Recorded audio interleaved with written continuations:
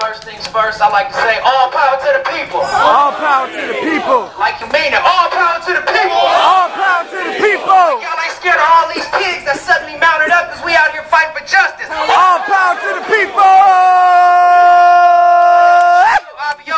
I'm the Field Marshal of the Black Riders Liberation Party, the Next Generation Black Panthers. My organization started in LA organizing to stop black-on-black genocide and tribalism, and then moved on to start the first, since the inception of the Black Panther Party, Working Black Watch a Pig program. But we monitor all of these gang members, and I'm going to call it like it is. You ain't going to hear me sugarcoat shit. All of these gang members that weren't there when we first started talking about it at Lake Merritt, but all of a sudden when we came here to bang on they shit, now they over here set tripping.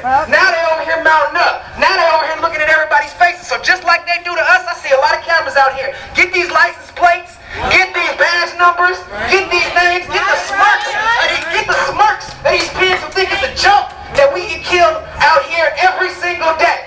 From here to the motherland to all over. Police terrorism, and like the comrade Leslie said earlier, I'm a student of history. So history tells us that they've been doing this since the inception. So a lot of people don't know the beginning of the so-called peace officers. That's a euphemism for slave catcher.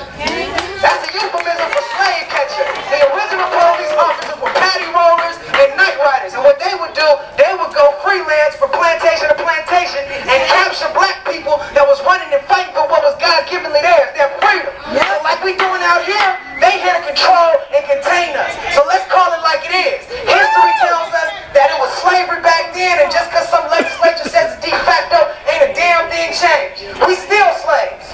We still slaves. We can't provide economically the labor to put into to be able to survive and be self-determined and self-sufficient. We still slaves when the media will put reports out about our people in these protests as some maybe violent, some as maybe that they downplay. When we really know this affects us every single day. This is our lives. Since I was 11 years old, I've been getting harassed by the police. That's when I first got illegally searched. On that same corner where Kenneth Hardy Jr. was murdered, when I was 2 years old, my cousin Ralph Compton was hit by a police car who was drunk and didn't put his sirens on. And you know what the excuse was?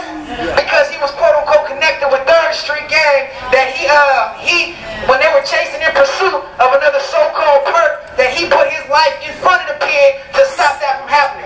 What kind of shit is that? Some bullshit. So that's just my history. But if we go back to the history in the beginning, we got a lot of shit that's due to us. We got some justice that's due for Raheim Brown. I can't hear y'all. We got some justice that's due for Raheim. Justice for Raheim Brown.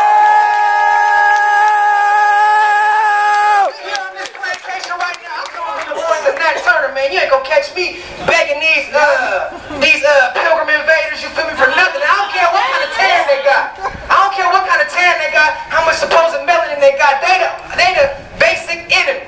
You feel me? The only thing that they respond to, the reason why they stopped slavery or chattel slavery, was because the North was trying to get the South to give in on some of that profit. It wasn't because they had no higher moral code. So it's a matter of economics. We know this. It's a matter of economics. When they can fire counselors and hire somebody that murders somebody when it ain't even on the school where you're supposed to be supposedly protecting and serving, and then move to a child school, you can't protect the streets, but you can be security for an elementary school. That don't make no sense. It's an economic problem. That's why I rock with Labor, Black and Brown. That's why I rock with anybody that's gonna shut this shit down and start to pocket check them. We gotta start whatever means legally or whatever. We gotta start doing like Bobby Seale said back in the day. Stick them up. We come for what's ours. We come here right now.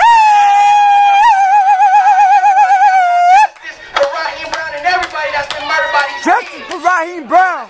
Justice for Raheim Brown. So if y'all want justice for Raheim Brown, let me see you throw your fist in the air and say, all power to the people. All power to the people. Justice for Raheim Brown. Justice for Raheim Brown. Justice for Raheim Brown. Justice for Raheim Brown. All power to the people. All power to the people. Must be met with striking our most powerful tool. We're talking about life and death here. Yep. So when they hit us, we gotta hit them back. Yeah. Because this is life and death. One thing I want to say is that they got us blocked up on both sides. But we got to be ready to think militarily, because these people are thinking militarily.